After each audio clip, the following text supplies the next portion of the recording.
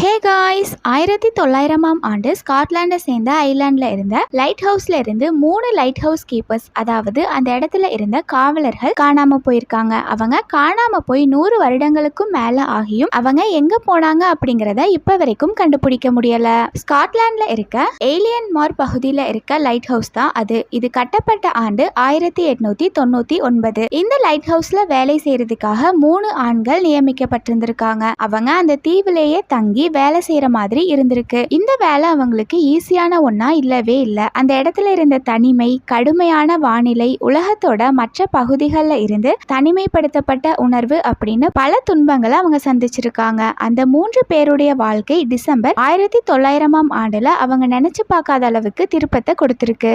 December 26, 1900ஆம் ஆண்டு ஹெஸ்லரஸ் கப்பல் அந்த இடத்துக்கு வருது. அந்த கப்பல் அங்க வரும்பொழுது அந்த கப்பல்ல இருந்தவங்க ஒரு அசாதாரணமான நிகழ்வை கவனிக்கிறாங்க.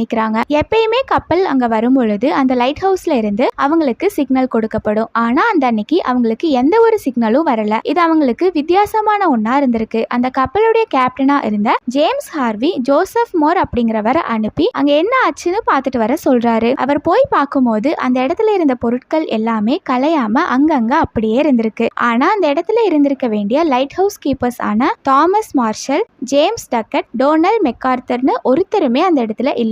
அங்கிருந்த விளக்குகளும் எரிய தயார் நிலையில தான் இருந்திருக்கு. ஆனா கடிகாரங்கள் நின்னு போய் இருந்திருக்கு. அவங்களுடைய கோட் எதுவுமே அந்த இடத்துல இல்ல. இது அவங்க அந்த இடத்துல இருந்து அவசர அவசரமா போயிருப்பாங்க அப்படின்னு அவரை யோசிக்க வச்சிருக்கு. அந்த லைட் ஹவுஸ் கீப்பர்ஸ் யாருமே அந்த இடத்துல இல்ல அப்படின்னு தெரிஞ்சுக்கிட்ட கப்பல்ல போன குழு அவங்க அந்த தீவுல வேற எங்காவது இருக்காங்களா அப்படின்னு தெரிஞ்சுக்கிறதுக்காக தேடி பாக்குறாங்க. எங்கேயுமே அவங்கள காணோம். அதுக்கப்புறம் அந்த குழு நார்த்தன் லைட் ஹவுஸ் போர்டுக்கு தகவல் சொல்றாங்க. கூடவே அவங்களுடைய லாக் புக் என்ட்ரிஸையும் பாக்குறாங்க. அதுல இவங்க காணாம போனதுக்கு முன்னாடி டிசம்பர் 12 அன்னைக்கு கடுமையான காத்து இருந்ததாவும் அந்த காத்து இதுவரைக்கும் அவங்க பாத்திராத அளவுக்கு இருந்ததாவும் சொல்லப்பட்டிருக்கு. அது மட்டும் இல்லாம டிசம்பர் 13 அன்னைக்கு புயல் பொங்கி எழுது, டுகாட் அமைதியா இருக்காரு, மெக்கார்த்தர் அழுகிறாரு அப்படின்னு குறிப்பிடப்பட்டிருந்திருக்கு. டிசம்பர் 15 அன்னைக்கு புயல் முடிஞ்சிருச்சு, கடல் அமைதி ஆயிடுச்சு, கடவுள் எல்லாத்துக்கும் மேலாக இருக்கிறாரு அப்படின்னு அதுல எழுதப்பட்டிருந்திருக்கு. இவங்க இப்படி காணாம போய் எங்கேயுமே கிடைக்காம போனதுனால இவங்க ஒரு வேலை புயல் அப்போ கடல் அலைகளால அடிச்சுட்டு போகப்பட்டிருப்பாங்க அப்படின்னு ஒரு பக்கம் சொல்லப்பட்டுச்சு. இது மாதிரி இன்னும் சில தியரிஸும் சொல்லப்படுது. இப்படி பல தியரிஸ் சொல்லப்பட்டாலும் அந்த 3 பேருக்கு என்ன ஆச்சு, அவங்க எங்க போனாங்க அப்படிங்கிறது இப்ப வரைக்கும் தீராத மர்மமா தான் இருக்கு. இவங்க இப்படி காணாம போனதுக்கு அப்புறமா அந்த லைட் ஹவுஸ்ல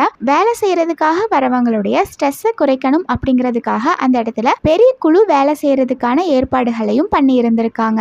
இதை பத்தி நீங்க என்ன நினைக்கிறீங்க? இவங்க எப்படி காணாம போயிருப்பாங்க? ஒருவேளை இவங்க கடல் அலைகளால அடிச்சுட்டு போகப்பட்டிருப்பாங்களா? நீங்க என்ன நினைக்கிறீங்க அப்படிங்கறத கமெண்ட்ஸ்ல சொல்லிடுங்க. இதே மாதிரி இன்னும் உங்களுக்கு வேற எந்த இடங்களை பத்தின தகவல்கள் ஏதாவது வேணும் அப்படின்னாலும் கமெண்ட்ஸ்ல சொல்லிடுங்க. இது மாதிரி இன்னும் நிறைய வீடியோஸ் பார்க்க நம்ம சேனலை சப்ஸ்கிரைப் பண்ணிக்கோங்க. நம்ம சேனல்ல டெய்லி நியூ வீடியோஸ் வந்துடும்.